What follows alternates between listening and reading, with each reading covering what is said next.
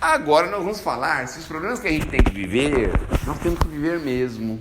Se existe alguma lei ou alguma necessidade dessas vivências, dessas dificuldades. A gente é pego de surpresa, não é? Muitas vezes. Vem uma adversidade, um acidente, um problema de saúde. Será que a gente tem que viver isso mesmo? É isso que nós precisamos conversar um pouquinho, né? Por que a gente às vezes passa por certos problemas tão difíceis? Por que isso acontece com a gente? Às vezes a gente está vivendo lá uma vida tranquila, mansa, sossegada. De repente vem uma bomba enorme, desequilibra tudo, desestrutura tudo. A gente às vezes faz coisas até que não deve por conta disso. E aí nós vamos entender que existem leis na natureza que são perfeitas, não é? E que na maioria das vezes, quando chega a dor, os espíritos alertam a gente para isso. A dor, ela só é enviada quando ela vai ter um propósito. Quando nós já temos capacidade de superá-la, entendê-la e corrigir-se com ela. Mas o que acontece é que quando a gente vive aqui na Terra, a gente entra num processo de grande ilusão, de grande fantasia. A Terra seduz a gente. A Terra é sedutora. Porque aqui a gente vê as benesses dos recursos financeiros, as benesses dos prazeres e outras benesses. E a gente fica seduzido com isso. E aí a gente quer viver uma vida isenta de problemas. As pessoas não querem ter problemas, não querem ter dificuldades. Mas isso é uma ilusão. Porque nós estamos aqui para sermos empurrados para frente. E em determinado momento a gente se encontra com determinadas coisas que precisam ser resolvidas. E é isso que mostra para a gente as leis da providência divina. De tempos em tempos, nós nos deparamos com situações que precisam receber de nós uma atenção diferenciada, uma atenção especial. É claro que a gente detesta isso, mas é como se fossem as provas que a gente tem na escola. Então na escola a gente vai estudando, é tão gostoso quando não tem prova, vai lá, brinca e tal, escreve qualquer coisa, às vezes não escreve nada, e fica dias, vai indo um dia, uma semana, um mês, aí vem a prova. Aí quando vem a prova, fala, meu Deus do céu, não tenho nada anotado no caderno, vai pedir para um amigo se tem alguma coisa, para aquelas pessoas que anotam as coisas para anotar, para copiar, para fazer, para se preparar para a prova. Ou então fala, não, eu já aprendi tudo, estou sossegadão, aí chega lá na prova despreparado. Aí de manhã já faz uma prece, mas só faz a prece no dia da prova, né? Ai Senhor, agora eu vou fazer a prova, que eu possa ir bem na prova, que eu possa tirar boas notas, que o Senhor é o meu pastor, que nada me faltará, e que Jesus nos proteja, nos ajude, que eu possa ir bem na prova e que eu possa conseguir passar na prova que eu preciso fazer, né? Aí chega lá, o bicho lá, pá, dá com os burros na água, não lembra nada, não sabe nada, faz as coisas iludido, faz as respostas que achou que era e era tudo errado. Aí tira uma nota horrível na prova, né? Aí pensa assim, mas Deus não ajuda ninguém mesmo, né? Como é que eu posso acreditar em Deus desse jeito, meu Deus do céu? Te pede e ele nunca ajuda. Que coisa é essa? Que absurdo, né? Mas que absurdo. Mas a gente estava preparado para a prova. E aí tinha alguém, né? Tinha alguém com uma luzinha ligada dentro de casa, falava assim, se você se dedicasse 10 ou 15 minutos quando você voltasse da escola todos os dias, ia ficar tão mais fácil, né? Você fazer a prova. Se você se dedicasse um pouquinho mais, só um pouquinho, não era muito. A gente às vezes precisa dedicar muito porque a gente ficou muito tempo sem fazer nada. Mas se a gente vai um pouquinho por dia, assim, sabe, 5 minutinhos, 10 minutinhos, então chega em casa, dá uma revisadinha no que foi falado direitinho, lembra, corrige uma coisinha, acerta outra, entende outra, aí já fica com as dúvidas, já esclarece as dúvidas depois, fica tão mais fácil, né? Mas a gente não faz isso, porque a gente vai enfrentar a prova sem nenhum preparo. E na vida da gente também é assim, a gente não está preparado para enfrentar as provas. Por isso que muitas vezes a gente pensa, não, mas isso não pode acontecer comigo. Aí você está andando muito aí nas calçadas do Ipiranga. Não, as calçadas do Ipiranga não tem esse problema. É só da freguesia do Ó. As calçadas assim, erradas, sabe? Desalinhadas. Aí você vira o joelho, aí começa a andar com o joelho, puxando o joelho. Meu Deus do céu, será isso um karma da minha vida, o meu joelho? Pode ser, né, que seja. Mas aí você passa 1 mês, 2 meses, 3 meses, não cura de jeito nenhum o joelho. Aí já passa, a gente tem que passar para o segundo nível, né? Alguma coisa está acontecendo com o meu joelho. Não é só o problema de ter andado na calçada irregular, né? Foi outros problemas que aconteceram, tem outras coisas acontecendo, né? Então, a gente vai devagarzinho entendendo que tem coisas que nós precisamos passar e tem coisas que nós não precisamos passar. Vai depender de cada um de nós estar preparado para as que nós precisamos e estar preparados para as que nós não precisamos. Porque se nós estamos preparados, o problema do joelho não vai ser tão grave para a gente, mas se a gente estiver despreparado, aquilo vai incomodar, mas vai incomodar. Às vezes a gente fica meses, anos com dor no joelho. E depois sabe o que acontece? A gente esquece do joelho, porque começa a doer o calcanhar. Aí começa a doer o calcanhar, fala, meu Deus do céu, o calcanhar. Mas o joelho, mesmo? Não, o joelho não senti mais, que engraçado. Agora é o calcanhar.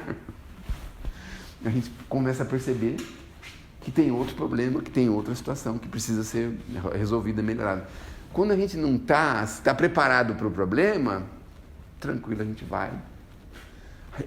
A dor do joelho some rápido.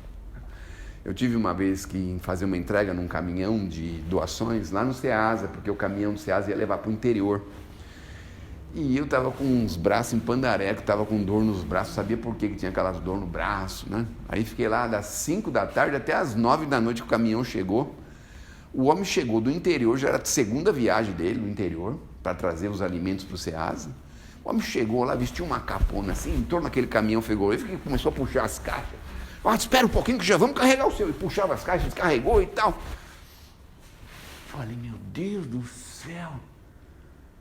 Eu vou ter que esquecer essa dor. Eu peguei, comecei a carregar as caixas, esqueci das dores, porque eu falei, meu Deus do céu, o homem fez 2 viagens, 9 horas da noite, vai saber que hora vai chegar lá para descarregar esse caminhão. E eu vou falar para ele que eu estou com dor nos braços? Aí ajudei a carregar com dor, sem dor. Falei, não posso ser molenga não. Peguei, carreguei mesmo, daquele jeito mesmo, né?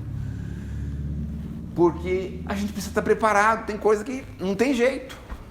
Se a gente está com um problema com um filho doente, precisa carregar o filho, não posso carregar, porque eu tenho uma hérnia de disco aqui, uma hérnia umbilical, tenho não sei o quê, tenho um negócio, disco, tem um negócio de disco que eles falam, bico de papagaio. Seu filho está com problema, você vai lá e carrega ele. Mas e depois? Depois não sei, quero saber agora, né? Não é mesmo? Então, essas coisas que nós precisamos entender. Nós estávamos preparados para isso? Estávamos precisando viver isso? Agora é importante saber que nós não estamos na Terra pela primeira vez. Vocês já imaginaram quantos crimes nós já não cometemos no passado? Vocês conseguem imaginar isso? Não? Então vamos imaginar que tem a lista do 155. 155 é furto. Aí você vem numa encarnação só com aquela lista do 155. Fala, meu Deus do céu!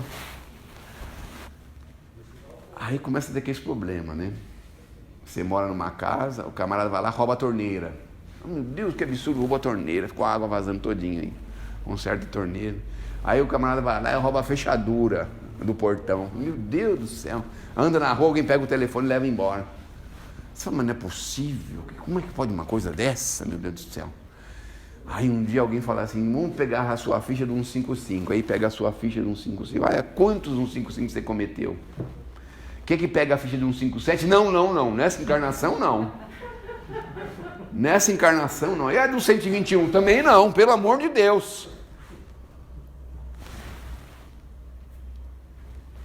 E a gente pensa que isso tudo é um problema de saúde pública. Olha só. A gente pensa que é o governo que está falhando. Olha só. E a gente precisa do governo para muita coisa, né? Precisa, né? Para acordar de manhã, para levantar, né? Para fazer um monte de coisa, a gente precisa do governo, né? Até para cuidar da nossa vida desse jeito, né? Meu Deus do céu. É claro que o problema está intimamente ligado a nós. É óbvio que está.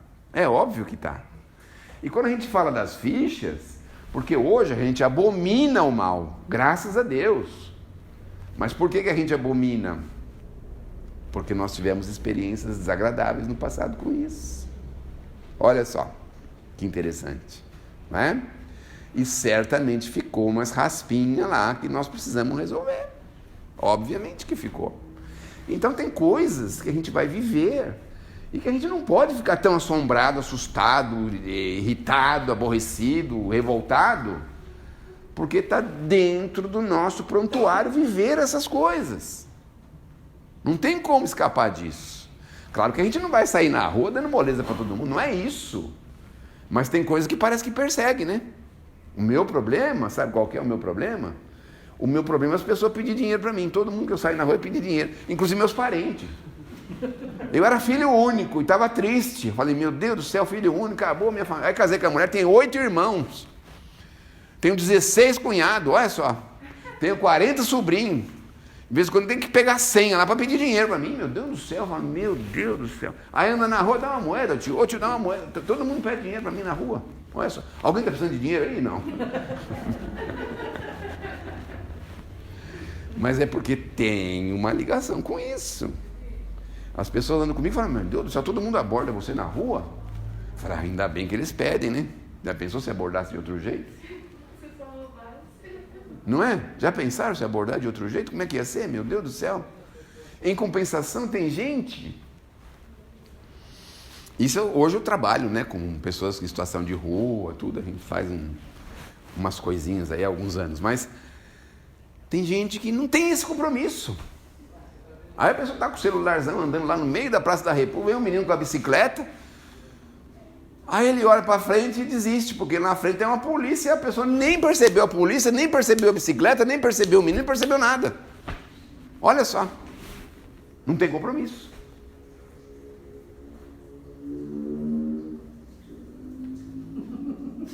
Pois não.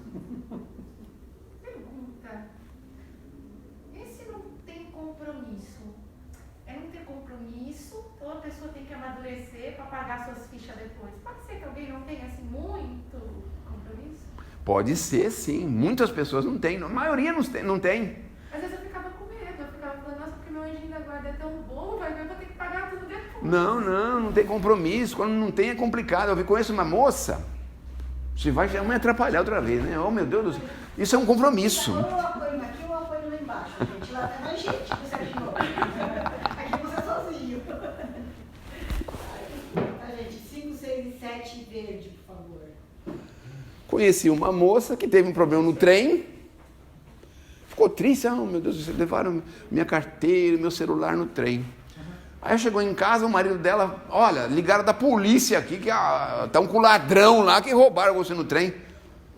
Meu Deus do céu, isso existe? Pegaram o camarada com a carteira dela, com o celular dela, com as coisas dela, foi lá na delegacia buscar as coisas dela, olha só.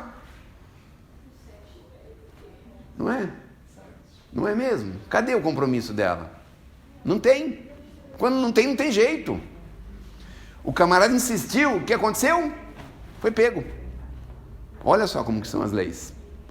Então isso é importante, a gente ter essa referência. É claro que a gente não vai deixar a porta aberta, vai sair com o telefone chamando as pessoas. Não é isso que eu estou falando, não é?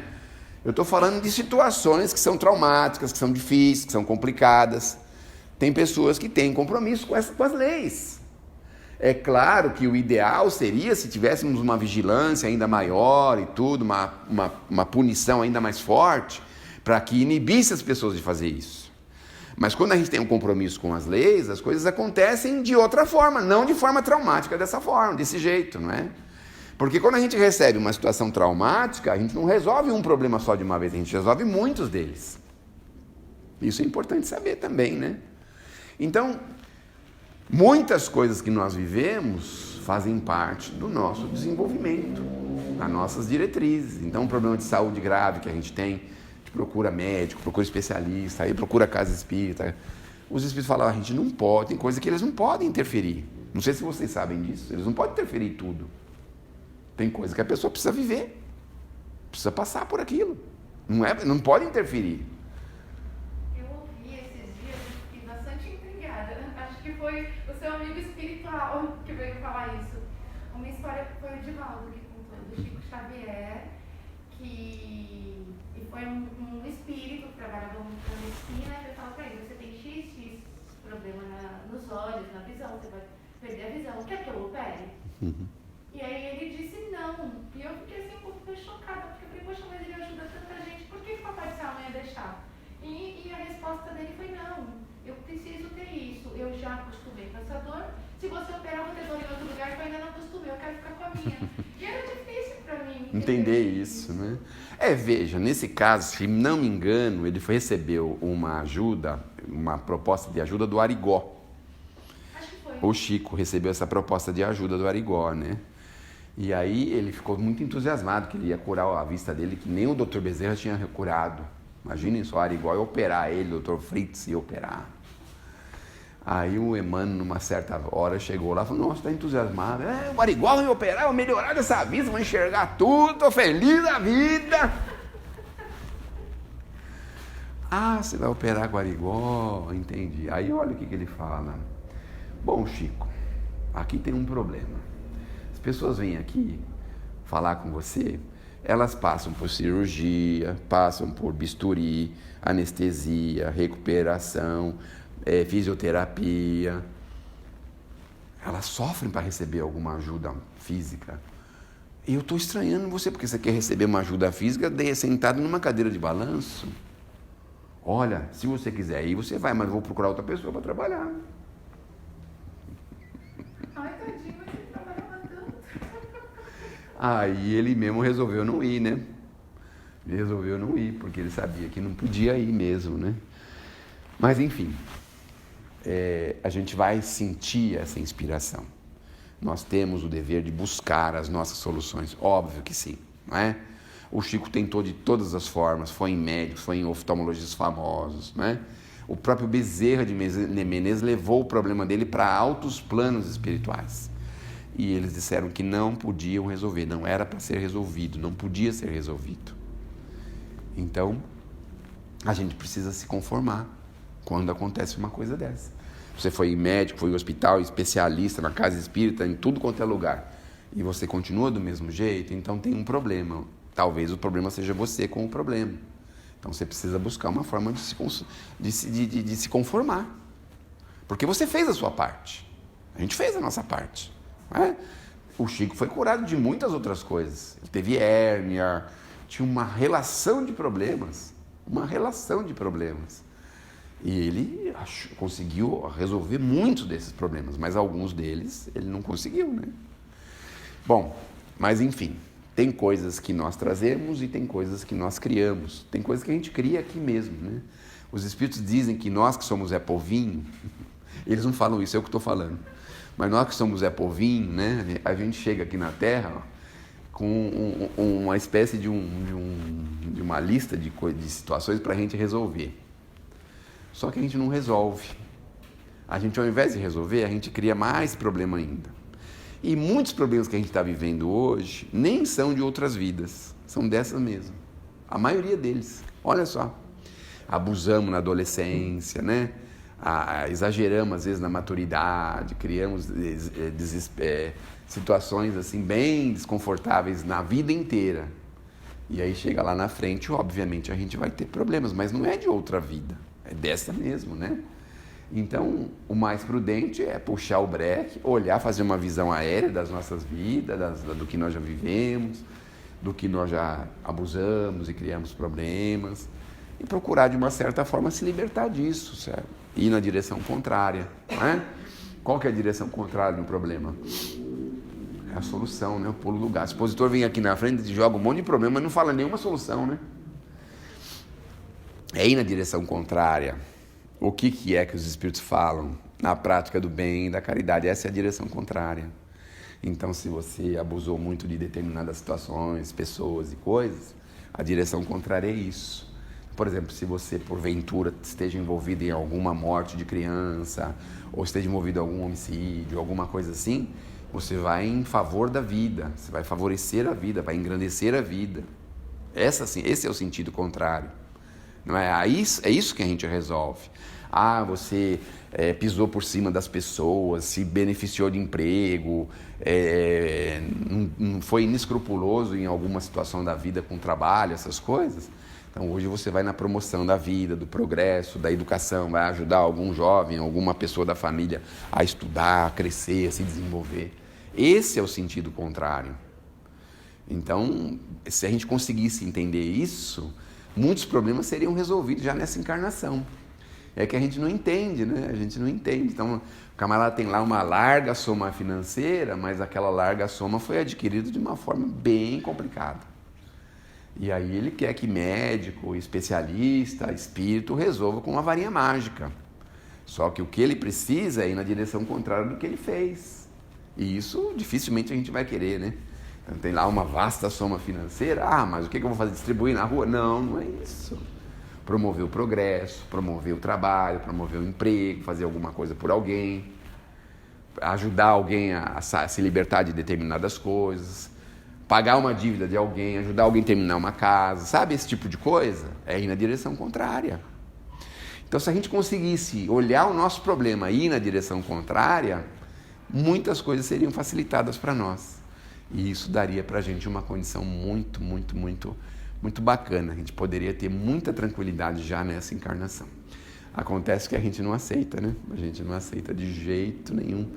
Por causa do orgulho, da vaidade, mas a providência divina também não tem pressa, não é? Porque já imaginaram, essas pessoas que têm larga soma, o que vai acontecer com elas? Vai deixar para herdeiros, né? Às vezes vai deixar para um neto, um bisneto, que foi justamente aquelas pessoas que ele embaraçou. Muitas vezes acontece isso, né?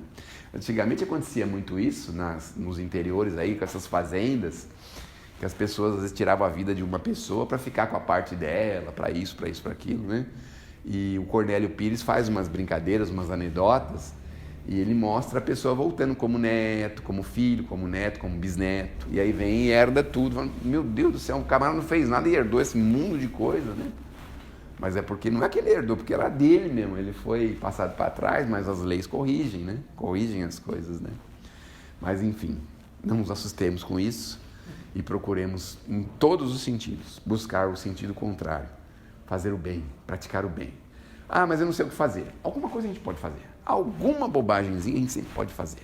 Então observa assim com quem você vive, com seus familiares, olhe um pouquinho para fora dos muros, vê se você pode ser útil para alguma causa, para alguma pessoa, para alguma entidade e segue em frente na prática do bem, porque a prática do bem vai ajudando a gente a resolver o mal que nós praticamos lá atrás e que somos os únicos, por assim dizer, culpados, né, desse mal. A gente recebe o mal, a gente quer culpar alguém, não é mesmo? Então, aí eu fico pensando, tem alguns livros do Chico que falam dos desencarnes, e tem um caso de um rapazinho, né, que ele foi subindo, estava no cavalo, ele viu uma árvore que tinha umas frutas, não sei se era uma mexerica, alguma coisa, aí ele parou com o cavalo pertinho, subiu no cavalo para pegar a fruta. O cavalo, não sei se sabe por quê, disparou, ele ficou amarrado lá nas rédeas do cavalo, o cavalo puxou ele muito, correu com ele pendurado, né? A família muito abastada pegou o rapaz, pôs um avião, levou para um hospital numa cidade grande, mas mesmo assim não teve jeito, né? E aí, o que veio na psicografia? O que ele fazia? Senhor de fazenda, né? O que será que ele fazia, né? Com os escravos, com as pessoas, né? O que ele fazia, né? Então, hoje dá para a gente ter uma ideia disso. Dá para a gente abrir a cabeça e entender um pouquinho melhor essas coisas, né? Por isso que é importante a prática do bem. O rapazinho voltou, explicou que aquilo era um evento que ele precisava ter vivido, porque isso ajudou muito ele se libertou de um monte de problemas. Quando a gente faz o mal para alguém, o maior problema é que a gente carrega esse mal com a gente, mesmo desencarnado. E a gente não consegue se libertar disso se a gente não viver uma situação análoga ou semelhante, para a gente se libertar disso. Então, é como se a gente conseguisse, assim, ter a consciência tranquila, quando a gente passa uma dificuldade dessa. Você limpou o seu passado, porque você pensa assim, eu fiz o mal, mas em contrapartida eu resgatei o meu mal pelo mal que eu sofri, que eu vivi, né? As leis de ação e reação funcionando na nossa vida. Que Deus nos abençoe, que Jesus nos ilumine, possamos ter uma ótima assistência e que a gente